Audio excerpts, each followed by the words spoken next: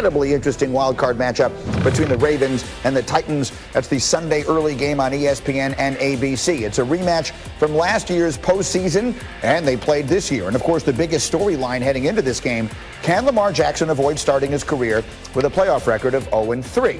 Now, these are the numbers. Since tracking began in 2006, Lamar Jackson's total QBR in the playoffs is tied with Andy Dalton for the lowest in the league by any quarterback with at least 2 playoff starts. And when you consider all the success he's had in the regular season, I think that the narrative here feels to many people as though there's enormous pressure on Lamar Jackson this Sunday. Ryan Clark, do you think there is?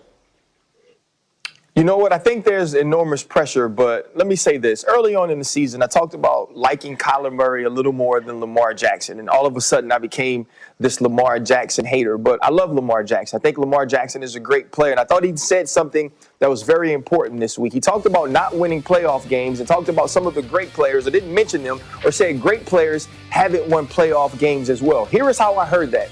I was the 5th quarterback drafted in my class. I was the last pick of the first round. Baker Mayfield has never won a playoff game, hadn't been to one until this week. Sam Darnold's never been to one. Josh Allen's never won a playoff game, and Josh Rosen was on the practice squad. None of those guys have reached the heights that I have individually, which is winning a regular season MVP. Yet, I'm the only one that is judged by playoff wins. That's a tribute to his greatness. That's a tribute to his uniqueness. That's a tribute to his success. That out of all of those guys, the only guy that we make sure that every playoff game is a referendum on who he is as a quarterback is Lamar Jackson.